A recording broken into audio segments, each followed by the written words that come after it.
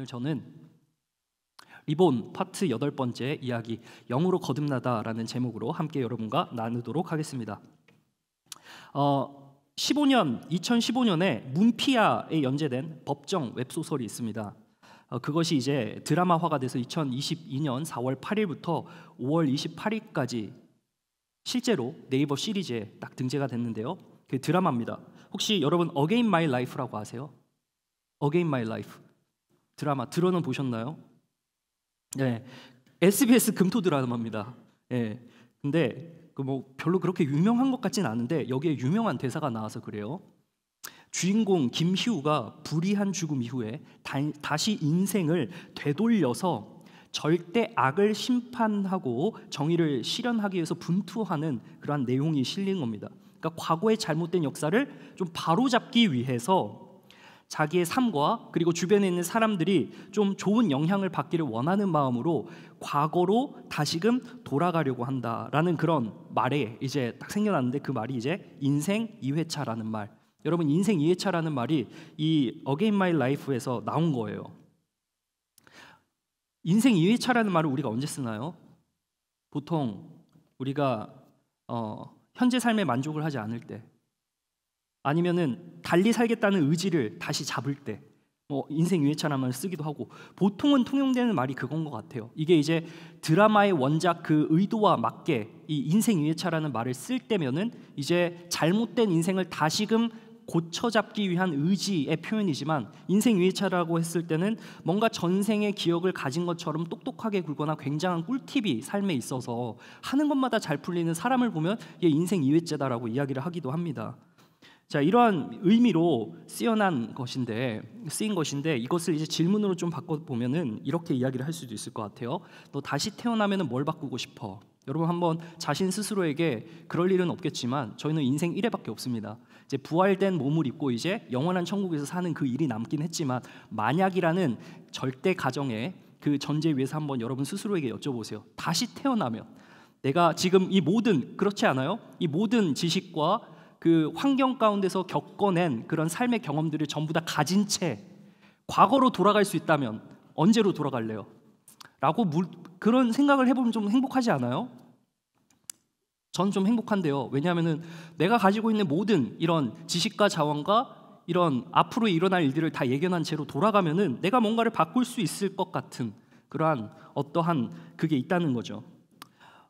이 질문이 이제 남녀 사이로 연인 관계로 오게 되면은 굉장히 불편한 진실을 마주하게 됩니다. 오빠, 자기야, 다시 태어나도 나 만날래? 약간 이런 말, 그죠? 다시 태어나도 나 만날래? 여러분, 이 의도가 뭐예요? 그 말을 하는 이유가 뭡니까? 지금 어떤지, 지금 우리와의 관계가 어떤지를 좀 다시 회고해봐. 약간 이런 의도 아닌가요? 제가 틀릴 수도 있습니다. 조건을 걷어내고 여전히 나야? 약간 이런 말이잖아요. 나랑 사귀어보고 나랑 살아보니까 여전히 나야? 약간 이렇게 다시금 그 확답을 얻고 싶어하는 그 마음이잖아요. 어쩌면은 의지를 묻는 질문이기도 합니다. 과거에 우리가 첫 만남 때 옛 감정을 떠올려서 네가 나한테 지금 잘해야 되는 것을 잊지 마라는 어떠한 암묵적인 압박일 수도 있겠다라는 생각이 들기도 해요. 그러니까 만나온 세월의 기억이 있는데 그 기억 속에서 좋았던 것을 이제 그대로 둔 채로 네가 더 앞으로 열심히 해주길 바래라는 그러한 의미로 좀 바라볼 수 있지 않을까라는 그 질문이, 나랑 태어나도 다시 나랑 만날래? 저는 이 질문을 부모님한테 해봤습니다. 실제로요. 어머니한테 했어요. 어머니한테 했는데 정말 어머니가 교육에는 굉장히 능하신 것 같아요. 아들 들으라고, 나는 다시 태어나도 네 아빠를 꼭 붙잡을 거야 막 이러는 거예요. 그래서 엄마, 어떻게 그런 말을 할 수가 있냐고. 엄마, 이렇게 아버지와 한평생 살면서 내가 싸우는 걸 한두 번 본 게 아닌데 어떻게 아버지를 그렇게 꼭 붙들고 있어야 되냐, 아버지가 그렇게 좋냐. 그러니까 어차피 일어나지 않을 일이라서 그렇다 막 그러면서 말씀하시는데, 맞아요. 여러분, 우리 삶은 딱 한 번 사는 인생, 하나님 앞에 인생 1회차로 드려지는 겁니다. 오늘 영으로 거듭나다는 것은 이 다시 태어남에 대한 이야기거든요. 예수님을 마주한 한 사람이 있었습니다. 오늘 등장하는 니고데모라는 사람이 있는데요. 이 니고데모는 굉장한 그 계층, 상위 계층에 있었던 사람입니다. 그러니까 국무위원, 국회의원과 같은 그런 동급의 위치에 있었던 사람입니다. 사내들인 공의회라고요, 유대 지역, 당시 살았던 곳을 71명이서 이 통치를 합니다. 그래서 사법과 행정이 같이 붙어 있는 이 사내들인 공의회의 지도자였던 니고데모가 이제 소식을 막 들어요. 무슨 소식을 듣냐? 가나의 혼인잔치에서 기적이 일어났다는 거예요. 그러니까 변두리 지역의 어떤 청년이 와가지고 갑자기 딱 물 했는데 포도주 하니까 이렇게 딱 변했다.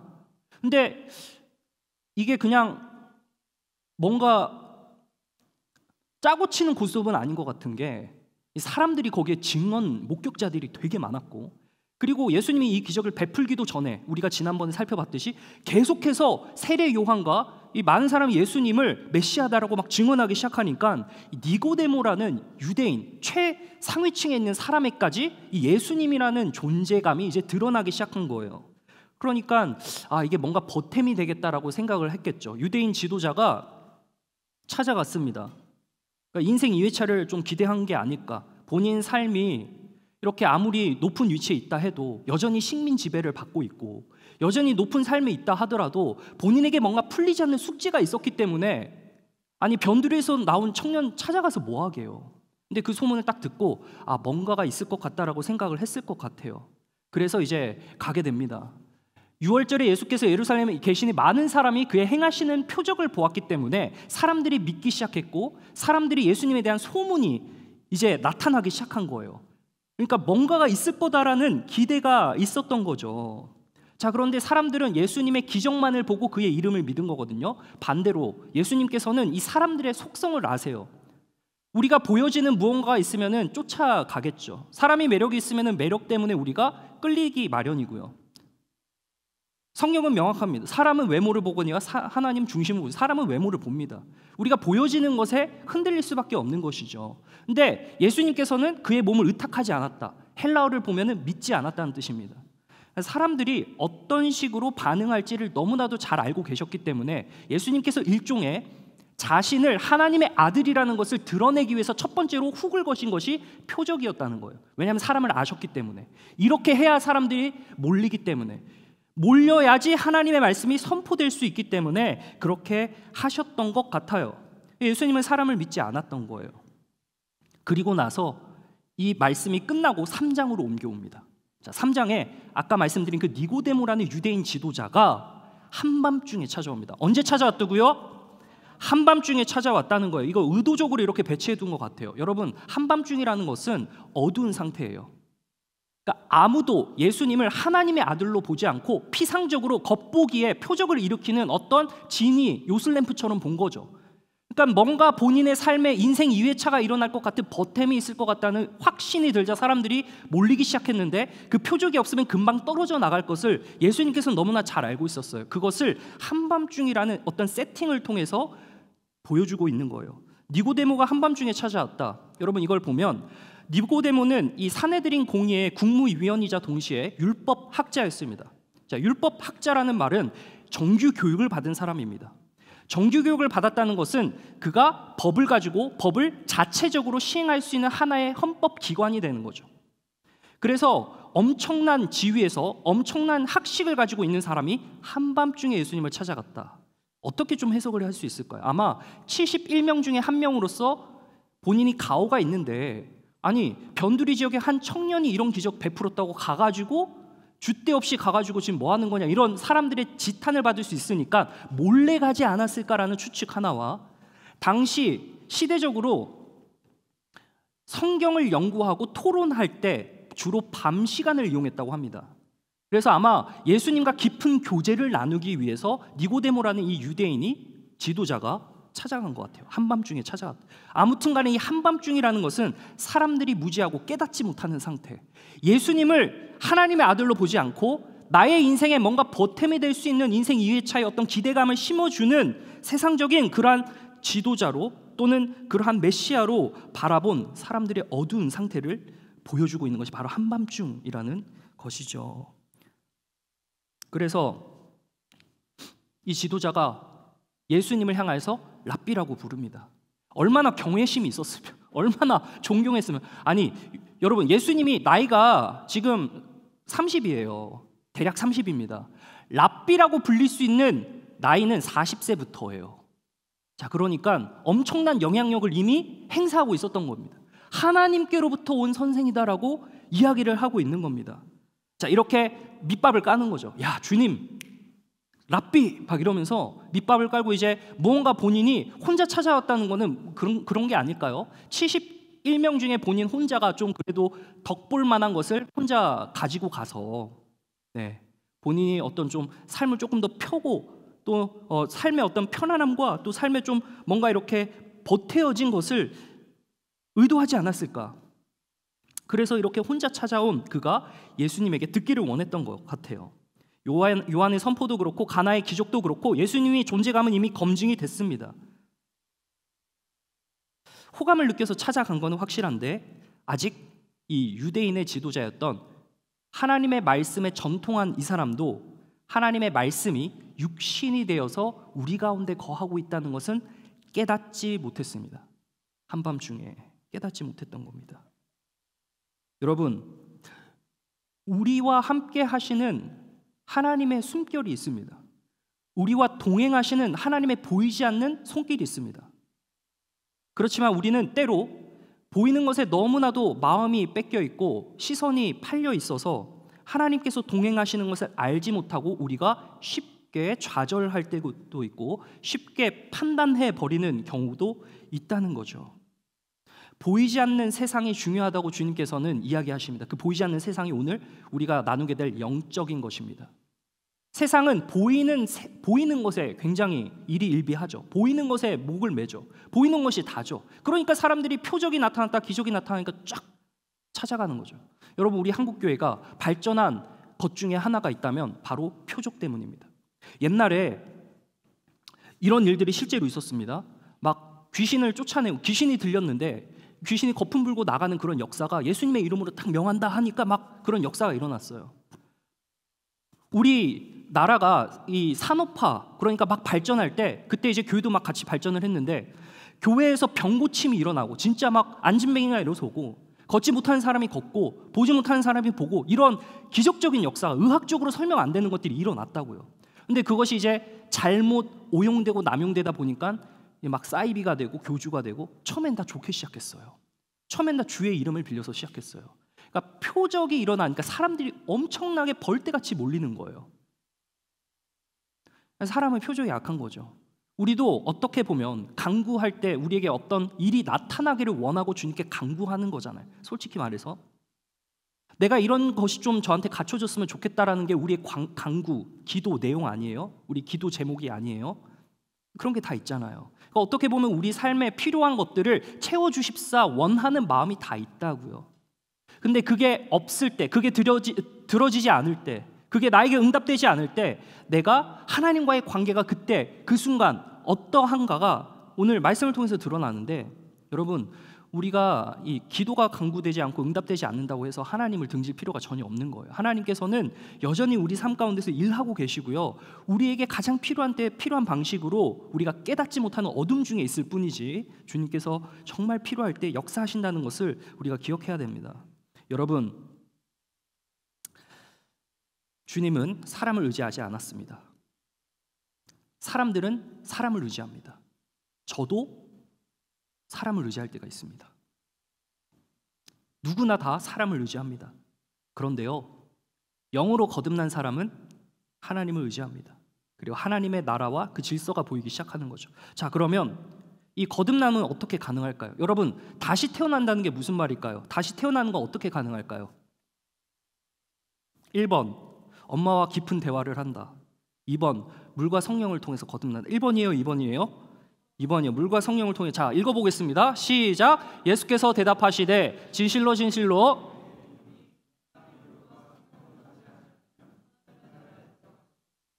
물과 성령으로 다시 태어난다. 무슨 말일까요, 여러분? 맞아요. 세례. 감사합니다. 물과 성령으로 가능하다. 자, 이것을 그냥 문자적 그대로 풀면은 다음과 같습니다. 자, 물은 깨끗하게 하는 거죠. 쉽게 생각하면 그래요. 씻기는 역할을 합니다. 씻겨내는 역할을 합니다. 조금 더 어려운 단어를 써서 정결하게 한다라고 해요. 우리가 물이 없으면은 하루라도 물이 없으면 불편할 거예요. 샤워를 일주일만 못해, 일주일이 뭡니까? 하루만 못해도 몸이 아주 그냥 막 상상을 할 수가 없어요. 땀 흘린 상태로 폴 패밀리 페스티벌 하고 끝나고 집에 가서 그냥 바로 침대에 눕는다? 너무 힘들어가지고 누울 수는 있겠지만 그 찜찜함에 못 이겨서 내가 아무리 피곤하다 하더라도 샤워는 하고 들어간다고. 그러니까 물이라는 게 너무나도 중요한 거죠. 왜냐하면 더러운 흠과 티를 씻겨낼 수 있기 때문에. 씻겨낸다는 건 무엇을 씻겨내는 겁니까? 우리의 죄를 씻겨내는 것이죠. 자, 그러면 성령은요? 성령. 자, 성령을 풀어서 이야기하면 따라해볼까요? 거룩한 영. 거룩하다는 게 그럼 뭐죠? 여러분, 거룩하다. 우리가 거룩하다는 단어를 쓰잖아요. 누가 거룩하냐? 구별된 사람이 거룩한 거예요. 죄를 씻기고 구별되게 하는 것이 거듭남의 증거입니다. 이것은 우리의 영역은 아니에요. 하나님이 우리를 깨끗하게 하시고 하나님이 우리를 깨끗하게 하심으로 구별되게 하셨다는 거예요.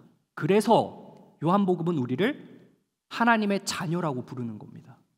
여러분, 우리가 깨끗하려고 애를 쓴다고 해서 겉사람은 깨끗해질지는 모르지만 속사람은 깨끗해질 수가 없어요. 뭐 장청소 하실래요? 깨끗해지려고? 그런 의미가 아니잖아요. 우리의 속사람이라는 게 있어요. 겉사람이 있는가 하면 속사람이. 이거는 이제 조금 뒤에 말씀드리겠습니다. 물과 성령을 통해서 거듭남이 가능하다.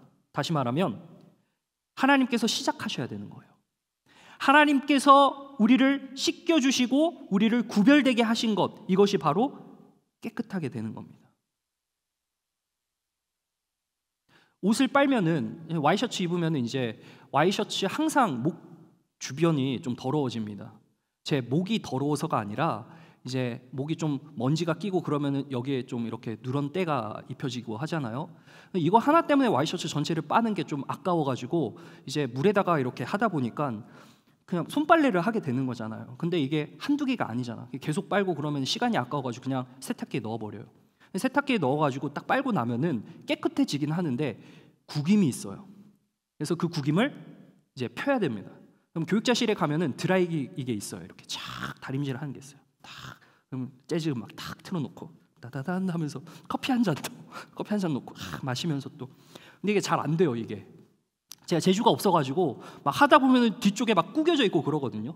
약간 그건 것 같아. 느낌이 깨끗하게 하는 거는 물론 씻는데 여전히 씻겨지는 우리의 자아가 구겨진 구석들이 있는 것 같아요. 그래서 이거를 이제 성령께서 구별하시면서 계속 펴는 작업을 하는 거예요. 그러니까 우리가 구별되는 거는 단번에 구별되는 거긴 하지만 우리 삶 가운데서 구겨진 구석들이 있다고. 그러니까 그것들을 하나하나 펴가는 작업들을 이제 성령께서 하시는 겁니다. 그러니까 하나님이 시작하셨고 하나님이 하시는 거거든요. 우리는 거기에 이제 동참하는 거죠. 여러분, 영으로 거듭났다는 것은 다시 말하면 씻겨지고 구별되는 사건이라는 겁니다. 여러분, 한 분 한 분 이곳에 우리의 공로로 이곳에 앉아있는 사람 없습니다. 하나님께서 우리를 자신의 보혈로 십자가의 피로 우리를 깨끗하게 하셨습니다. 우리의 모든 죄를 씻으셨어요. 과거의 죄와 미래의 죄 모두 다 씻으셨어요. 그렇지만 우리는 시 공간 안에 살아가고 있기 때문에 그 안에서 계속해서 펴지는 작업을 해 나아가는 것입니다. 에스겔서 36장 25절에 보니까 이런 말씀이 나오는데요. 한번 읽어봐 주시면 감사하겠습니다. 함께요. 시작.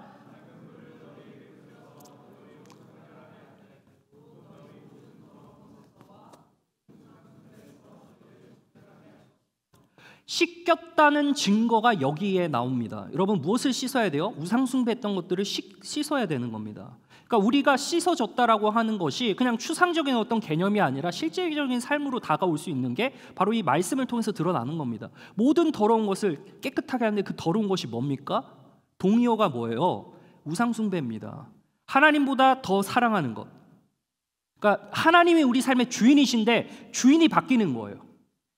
원래 주인은 하나님이셨는데 세상의 것들로 보여지는 것들로 그것들이 나를 이끌어 가니까 내 삶의 주인이, 다시 말하면 내 마음의 안방 주인이, 내 마음에 가득한 것, 내 마음에 담기는 그것들이 바뀌는 거예요. 그러니까 마음이 어떻게 되느냐? 지배받기 시작하는 거예요. 우리가 하나님의 말씀으로 지배받아야 되는데요, 그게 아니라 세상이 주는 즐거움과 세상이 주는 어떠한 것들로 채워지고 그것으로 인해서 지배받기 시작하는 겁니다. 여러분, 그래서 우리가 물어봐야 돼요. 나의 주인은 누구인지. 나의 마음을 가득 채우고 있는 것은 무엇인지. 조금 더요. 나의 우선순위를 보면 알 수가 있어요. 내가 가장 중요하게 여기는 그것이 무엇인지 보면은 그것이 나의 우상입니다. 목사님, 그러면 밤낮 기도하고 밤낮 말씀 보고 그래야 돼요? 그게 아니고요. 여러분, 11조가 그래서 의미가 정말 우리에게 주는 의미가 있어요. 11조가 헌금이 다 우리가 이제 물질이 하나님께로부터 왔다는 것을 고백하는 어떤 드림이잖아요.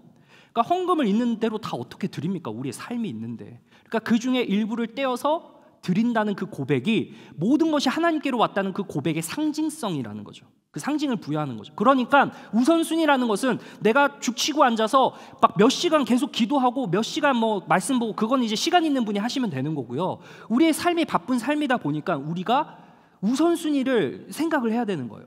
우리의 시간을 먼저 떼어서 주님께 드리는 겁니다. 우리의 물질을 먼저 떼어서 주님께 드리는 겁니다.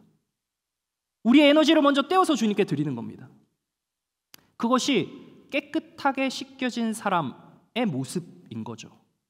그리고 구별되어져 가는, 구겨진 나의 삶을 조금씩 다림질해 가는 하나님의 구별하심이라는 겁니다. 여러분, 나의 중심적인 육신의 생각에 회로가 있어요. 그런 사고방식으로 돌아가는 것이 우리 사람입니다. 나 중심입니다. 절대로 이타적이지 않습니다. 내 여자친구는 좀 그럴지 모르겠지만 부모님한테는 그러지 않아요. 딱 그게 금방 드러납니다. 우리의 삶 가운데서 누가 우선순위인지 보면 다 내 중심입니다. 아까 전에 우리 순장님도 기도를 그렇게 해주셨는데요. 나의 중심적인 어떤 개인주의가 팽배한 시대입니다. 이것이 우리의 다 모습인 겁니다. 니고데모도 유대인 지도자 71명 중에 한 사람이었지만 본인만 알기 위해서 딱 몰래 찾아온 거 봐요. 뭔가 보탬이 있을 거란 생각하니까 그러지 않았겠어요? 여러분, 우리가 주인된 삶을 살면은요 지칠 때가 올 거 아니에요, 그죠? 그럼 지치면 어떻게 하게 돼요? 그 우울증에 시달리고 무너집니다. 왜냐하면 그 인생이 내 거라고 생각했기 때문에 그래요. 그렇지만 나의 인생이 주님의 것이라고 인정하는 순간, 또 인정되어지는 삶으로 훈련되어져 간 사람은 낙심하지 않습니다. 조금 상심은 있을 수 있지만 금세 회복할 수 있는 그 탄력이 있어서 다시 일어설 수 있는 것입니다. 여러분, 우리 자기 관리, 자기 개발, 또 자기 표현 다 자기 중심이죠. 나 중심의 스토리예요. 인스타도 내 스토리, 다 스토리 올려요. 스토리 왜 올리죠? 그러니까 소통하려고 하는 거잖아요. 내 뭐 했다, 내 뭐 먹었다, 내 어디 갔다. 이번 주에도 이제 몇몇 친구들이 갔다 온 걸 보면서 굉장히 부러워했습니다. 가가지고 막 하는데 도로에서 갑자기 누가 자동차를 타는데 막 내려가지고 행인처럼 지나가면서 어떻게 오셨냐 막 그러는데, 네, 그 정으로 시작해서 호로 끝나는 그 친구 굉장히 이제 재밌는 친구인데 보면서 되게 부러웠어요. 나도 가야지, 한 번은 꼭 가야지, 막 이런 생각을 가졌습니다. 여러분, 우리 스토리로 이제 채워지는 것이 우리의 삶입니다. 이게 너무나도 지극히 정상인데 제가 드리는 말씀은 삶의 우선순위를 먼저 주님의 스토리로 써내려가는 것이 중요한 겁니다.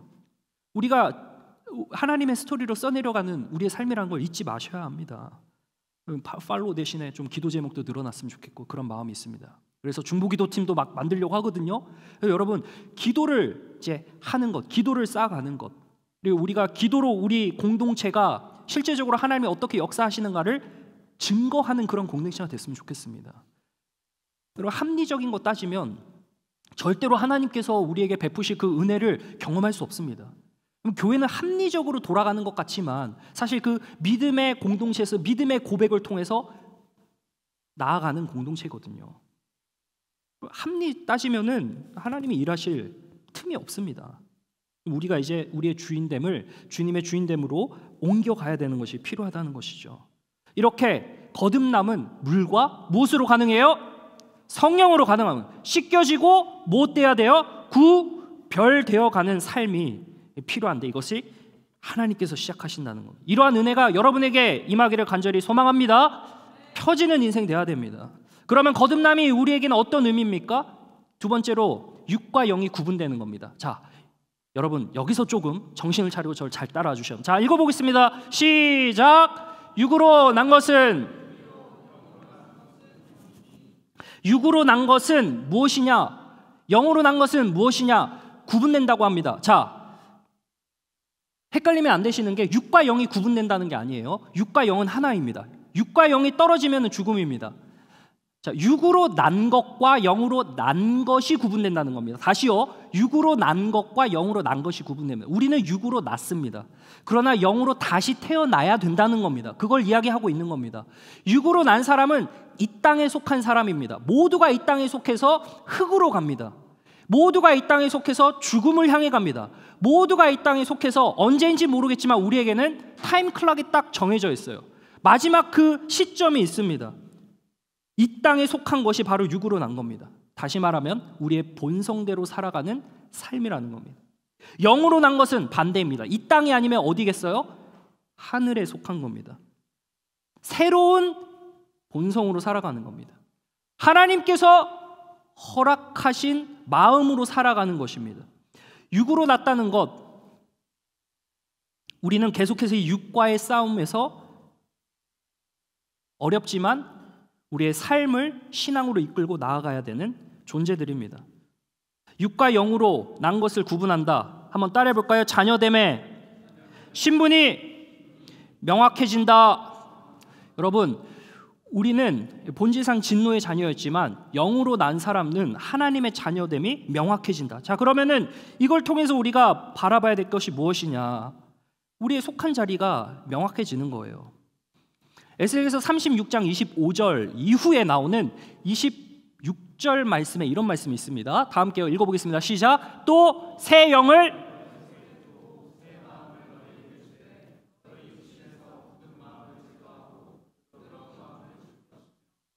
아멘. 자, 육신에서 오는 마음은 굳은 마음입니다. 무슨 마음입니까? 자존심이죠. 바로를 바라보면, 바로가 누군지 아시죠? 이집트 왕자 보시면 그 이집트의 왕이죠. 모세랑 이제 맞짱 뜬 사람인데 결국은 이제 이집트의 왕이 어떻게 됐습니까? 졌잖아요. 왜 져요? 고집 부리다가. 마음이 강팍해졌다고 합니다. 마음이 돌과 같이 되었다고 합니다. 여러분, 우리에게도 이런 마음 있지 않아요? 그러니까 육의 본성으로 살아가는 사람은 절대 안 내려놓습니다. 자아를 안 내려놔요. 자존심 내려놓지 않습니다. 미안하단 말 하지 않아요.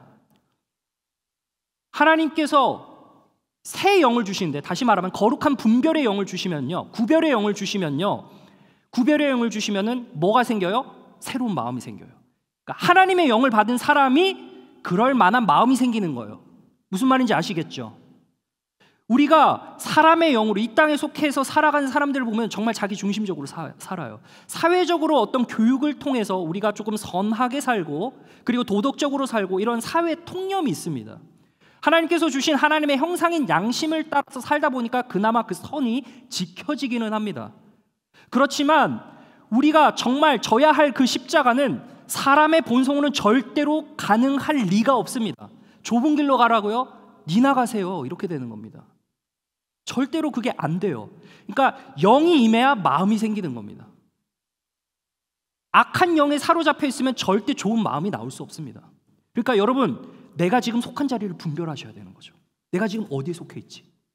내가 지금 왜 이런 마음이 들지? 딱 분별이 되는 거예요. 분별이 될 때 구별되어지는 자리로 갈 수 있는 겁니다. 내가 지금 있어야 할 곳에 있지 못하고 있구나. 내가 없어야 할 곳에 있구나. 분별이 딱 되거든요. 그럼 그 순간 구별시키면 돼요, 자신을. 네, 이것이 우리에게 주는 거듭남의 의미입니다. 그러니까 하나님 자녀답게 살아가는 거죠. 사랑하는 우리 강한 용사 주의 택함 받은 자녀 여러분들, 저를 포함해서 우리가 함께 우리가 속한 자리를 좀 분별해 봅시다. 그 자리라는 건 어떤 장소적인 물리적인 자리도 될 수 있지만요, 이거를 조금 더 개념화 시켜봐서 내가 지금 속한 자리라고 했을 때 내가 지금 어떤 감정인지, 내가 어떤 감정에 자리하고 있는지, 내가 그 사람과의 관계 속에서 어떤 자리에 내 성격이 어떤 식으로 튀어나오는지, 그 사람만 보면 뾰족한 게 나와요. 이거 싫은데 막 나와요, 뾰족함이. 전 굉장히 순한 사람인 줄 알았거든요. 근데 어떤 특정인을 보면 딱 마음이 이렇게 돼요. 그러면서 발견했습니다. 주님, 저는 죄인입니다. 이게 딱 바로 분별이 되어져요. 그러면 구별하는 자료로 피면 되잖아요. 다림질 들고 와서 이렇게 팍 피면 돼요. 사랑하는 여러분, 우리가 속한 자리를 분별하고 구별할 수 있는 것은 내가 영의 사람이라는 증거입니다. 할렐루야. 영의 사람인 증거인 겁니다. 그래서 육의 사람은 세상의 질서를 따라가고 영의 사람은 하나님의 질서를 따라갑니다. 한번 읽어보겠습니다. 시작. 육신을 따르는 자는 육신의 일을. 아멘. 우리의 주인은 누구인가? 우리의 인생의 주인은 누구인가? 그것이 명확해졌다면은 그러면 내가 어느 자리에 위치해 있는가를 발견하는 겁니다. 분별해내는 겁니다. 힘들고 어렵지만 한 번에 되진 않습니다. 갑작스러운 어떤 일로 인해서 내가 갑자기 막 180도 변하고 막 그러는 사람들이 있습니다. 너무나도 큰 은혜입니다. 그렇지만 여러분, 우리의 대부분의 인생은 그렇게 갑작스럽게 변화되지 않습니다. 차츰차츰 펴지는 인생을 살아가는 거죠. 그래서 중요한 것이 바로 성령이 내 마음에 오시면 거룩한 영이 거룩한 마음을 주셔서 분별되어지게 하고 내가 구별되어야 되겠다는 것을 깨닫게 된다는 겁니다. 여러분, 독일 태생으로 육의 질서 속에 살아갔던 사람이 있습니다. 쾌락과 술과 도박에 빠져가지고 자기 중심적인 세상의 질서를 따랐던 사람이 있습니다. 좀 오래된 어르신인데 어떤 친구 초청으로 기도에 참석했다고 합니다. 제가 봤을 때는 이 시대가 1805년에서 1898년까지, 그러니까 이때는 뭐 이런 사운드 시스템도 없고 그러겠죠. 그냥 오르간으로 하면서 되게 엄숙한 자리인데 그곳에서 막 기도 모임을 어떻게 했는지는 모르겠습니다. 막 거기서 주여 삼창을 했을지도 모르겠는데 아마 주여 삼창 코리안 프레이어니까 거기서는 그냥 엄숙하게 기도하다가 이분이 독일 분이셨거든요. 그러니까 19세기 초에서 말까지의 독일 분위기다. 그럼 굉장히 엄숙합니다. 가만히 이렇게 있는. 근데 그곳에서 하나님을 만난 거예요. 예수님을 인격적으로 만나고 삶의 주인이 바뀌니까 질서가 뒤집힌 거예요. 그래서 그가 독일에서 어디로 갔냐? 영국 브리스톨로 가서요. 거기에 있는 수천 명의 고아를 돌보는 사역을 했다고 합니다. 여러분 한번 들어본 적 있어요? 조지 뮬러? 그죠? 조지 뮬러라는 분이신데요. 한 번도 사람에게 그 사역을 하는 동안에 돈을 부탁한 적이 없어요. 그래서 철저하게 하나님께만 막 아랬다고 합니다.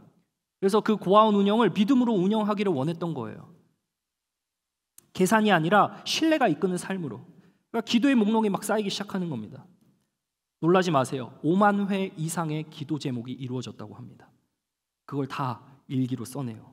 그 중에 5,000번, 10분의 1은 기도하자마자 바로 즉각적으로 응답이 나타났다고 합니다. 여러분, 계산하고 합리적으로 볼 것 같으면 절대로 불가능한 겁니다. 세상의 질서를 따르면 이게 힘든 겁니다. 그렇지만 계산이 아니라 영의 사람이었기에 주님께서 어떻게 이끄시는가를 그가 신뢰하면서 나아갔던 것이죠. 하나님을 믿음과 신뢰를 중심으로 그의 삶을 결정하고 구별하기 시작했다는 겁니다. 여러분, 이거 우리 힘듭니다. 그렇지만 이거를 조금씩 해나가는 것이 우리 신앙의 중요한 부분인 것이죠. 조지 뮬러가 세상의 질서에서 영의 질서로, 그래서 고린도후서 5장 17절에는 이런 말씀이 있습니다. 한번 읽어보겠습니다. 시작. 그런즉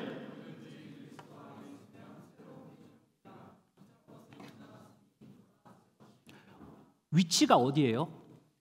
그리스도 안인 겁니다. 여러분, 우리가 말씀 안에 거하면 하나님의 형상이신 여러분은 그 말씀을 따라 살 수 있는 그러한 힘이 공급되기 시작됩니다. 물론 세상에 있는 그 어둠의 영, 권세가 우리를 끊임없이 세상의 표적들만 보게 하고 세상에 보이는 것들에 계속해서 우리들의 마음을 팔리게 하고 마음이 나뉘어지게 할 겁니다. 그렇지만 우리가 하나님의 말씀을 듣고 따르고 그리고 기도하는 그런 믿음을 다져갈 때 우리 혼자 하는 것이 아닙니다. 하나님께서 함께 하십니다. 하나님이 시작하셨고 하나님이 함께 하십니다. 따라합니다. 하나님이 시작하셨고 하나님이 함께 하신다. 그러니 구별될 수 있다. 여러분, 이러한 축복된 삶 사시길 바랍니다. 그 끝에는 주님의 상급이 반드시 있습니다. 그 믿음의 길을 따라올 수 있냐? 이게 이제 제자의 삶인 겁니다. 거듭남을 허락하는 분, 바로 하나님이시고 그분이 시작하셨고 함께 하시며 이제 그분이 앞으로 계속해서 바람과 같이 인도하신다는 것을 우리가 보게 되는데요. 자, 예수님께서 이렇게 마지막으로 말씀하십니다. 함께 읽어보겠습니다. 시작. 바람이 임의로 불매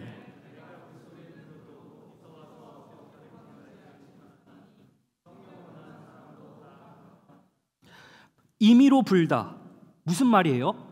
바람이, 여러분 바람 부는 거를 다 풍향과 풍속과 그 1분 1초 막 이렇게 다 볼 수 있는 사람, 우리 파일럿들 여기 계신데 교감님도 계시고 우리 이거 바람 또 중요하죠, 그죠? 비행할 때 바람 중요하지 않나요? 저 그때 그 순장님 비행 그 뒷좌석에 탔는데 기체가 작다 보니까 이제 우리가 뭐 그 큰 비행기 타면은 기체가 막 안 흔들리고, 물론 흔들릴 때가 있지만 작은 기체를 타고 탁 뜨는데 막 흔들리더라고요. 저 안 무서운 척 한다고 진짜 죽을 뻔했습니다. 너무 무서워가지고 바람이 막 이렇게 맞바람이 치니까 기체가 막 흔들리더라고요. 와, 그걸 어떻게 타나 모르겠어요. 존경을 표합니다. 근데 그 바람 다 하나하나 이게 어디서 어디로 부는지 알 수가 있나요? 바람이 보인다, 손 들어보세요. 병원으로 모시면 됩니다. 바람은 안 보여요. 그 뭘로 보입니까? 나뭇가지가 흔들리는 걸 보고 아, 바람이구나. 그리고 또 내 피부로 느껴지잖아요. 바람은 랜덤하게 부는 겁니다. 근데 그 랜덤하게 부는 것을 이제 비유한 거예요. 성령님의 일하심이 이렇다, 이런 거죠. 그래서 이단 중에 구원파가 있습니다. 구원파는 무엇을 이야기하냐면 딱 물어봅니다. 철수 순장님, 혹시 당신은 구원을 확신하십니까? 이렇게 물어봐요. 그러면은 끄덕여요. 그러면은 혹시 구원 언제 받으셨나요? 물어봐요. 자, 제가 구원을 언제 받았다 이렇게 확신할 수 있는 사람 손 들어보세요. 여기 내가 구원 받은 시점 몇 분 몇 초 딱 안다, 이거 없죠. 거기서는 이제 그런 이야기를 합니다. 몇 분 몇 초에 받았다는 걸 알아야 된다. 그리고 한 번 받은 구원인데 왜 회개하냐? 그러면은 너의 구원이 뭐가 되냐? 들으면 그럴싸하거든요. 근데 그게 아니죠. 성령님의 역사는 어디서 와서 어디로 가는지 모르는 거예요. 그러니까 우리가 구원받은 것은 우리가 하나님의 자녀라는 것을 확신할 수 있지만 우리가 계속해서 구별되어 가는 그러한 삶이 있는 겁니다. 그러니까 삶을 딱 펼쳐놓고 하나님의 입장에서 봤을 때는 다 보시죠. 우리의 삶을 다 아시죠. 그렇지만 시 공간 안에 매여 있는 우리들로서는 계속해서 그 구원을 두렵고 떨림으로 이루어 나아가는 것이죠. 그러니까 성령님께서 시작하셨고 성령님께서 함께 하실 때 성령님께서 인도하시는 것을 그 바람의 흥행에 따라서 몸을 맡기고 나아가는 것이 믿음의 삶이라는 겁니다. 그래서 성령의 역사는 바람과 같다. 따라합니다. 성령께서 우리를 인도하신다. 어디로 인도하실지는 몰라요. 그렇지만 그 소리에 주의를 기울이고 상황을 도 보고 여러 가지 기도, 말씀, 신앙의 선배들과의 대화 이런 것들을 통해서 이제 조금씩 그림 퍼즐 조각이 맞춰져 가기 시작하는 것이죠. 하나님의 인도하심에 맡기는 겁니다. 사도 바울도 사도행전 16장 7절에서 8절에 보면은 아시아 지역에서 전도를 하려고 했습니다. 비두니아라는 곳으로 가려고 했어요. 근데 그때 예수의 영이 막았다라고 이야기를 합니다. 아니, 하나님의 말씀을 전하러 가는데 하나님이 막으셨어. 근데 그것에 이제 사도 바울은 순종을 하고 그곳으로 가지는 않았다는 거죠. 여러분, 우리가 아무리 선한 일, 좋은 일을 해도 우리가 깨어있지 않으면은 아무리 좋은 일을 한다 하더라도 그것이 하나님의 뜻이 아닐 수도 있다는 거죠. 그러니까 우리가 늘 깨어 있어야 되는, 영적으로 긴장을 하고 있는 상태로 있어야 되는 겁니다. 성령의 역사를 우리가 어떤 식으로 바라봐야 되느냐? 성령님은 바람과 같이 일하세요. 성령님은 성령님의 의지, 자유로운 의지로 우리를 이끌어 가시는 겁니다. 바람은 보이지 않지만 흔적은 남아 있습니다. 여러분, 성령님이 한 번 훑고 지나간 자리는 역사가 있습니다. 성령님이 한 번 훑고 지나간 우리의 마음을 통해서 속사람이 변화가 되면 우리의 삶의 변화가 조금씩 일어나는 겁니다. 성령님의 흔적이 새겨진다는 겁니다. 그래서 우리가 입술의 예배 드리죠. 모이는 이곳에서 입술의 예배죠. 그리고요, 또 삶의 예배가 있잖아요. 입술의 고백이 여기 있어요. 삶의 고백은 나가서 하시는 거고요. 이곳에 모이셔서 우리가 확인하는 겁니다. 마지막 로마서 8장 13절과 14절 말씀을 한번 읽어보도록 하겠습니다. 다 함께요. 시작. 너희가 반드시 죽을 것이로되 영으로서 몸의 행실을 죽이면 살리니 무릇 하나님의 영으로 인도함을 받는 사람은, 할렐루야. 여러분, 예수님께서 포도주 사건으로 물을 포도주로 변화시키셨습니다. 기적을 행하셨습니다. 그리고 성전으로 들어가서 이 성전은 기도하는 집이라고 이야기를 하셨습니다.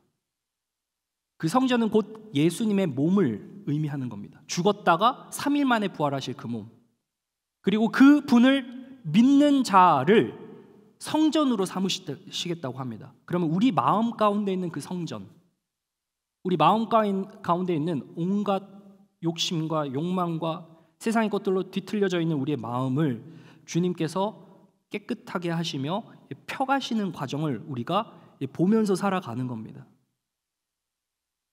자녀의 신분이 명확해질 때 우리의 속한 자리가 분별되어집니다. 예전에 만났던 친구들과의 관계는 소중히 하되 우리가 그곳에서 행했던 모든 것들이 깨달아집니다. 이것이 잘못이었구나. 분별되어지기 시작하는 겁니다. 그리고 구별하기 시작합니다. 불편하지만 그 관계가 어려움으로 치닫을 수는 있지만 그들을 살리기 위해서는 내가 먼저 살아야 합니다. 내가 속한 자리를 여러분 분별하고 구별되어 가는 삶, 성령님이 함께 하신다는 증거입니다. 그 성령님이 함께 하실 때 여러분을 어디로 인도할지는 모르겠습니다. 그렇지만 여러분이 말씀으로 기도로 깨어있을 때 성령께서 딱 마음에 꽂히도록 하시는, 그리고 맴돌도록 하시는 그 단어가 있거나 음성이 있거나 주변의 환경에서 나에게 이야기해 주는 것들이 있을 겁니다. 그 인도하심에 여러분 한번 맡겨보십시오. 하나님께서 얼마나 멋지게 여러분들을 인도해 나아가실지 기대가 됩니다. 믿음의 삶, 합리적인 삶 말고, 계산된 삶 말고, 누구나 다 아는 예측된 것 말고요. 예측이 너무나도 안전하고 중요하지만 하나님께서는 우리의 삶을 예측 밖에서 일하시는 믿음의 여정으로 우리를 인도하시고 그것을 바라보며 살아가는 우리의 삶이 정말 값진 삶이고, 그것이 간증으로 나타나 우리 주변 사람들이 또한 분별되고 구별되어질 수 있는 그러한 우리 공동체 되기를, 그 공동체로 쓰임 받기를 주님의 이름으로 축원합니다. 기도하겠습니다. 하나님.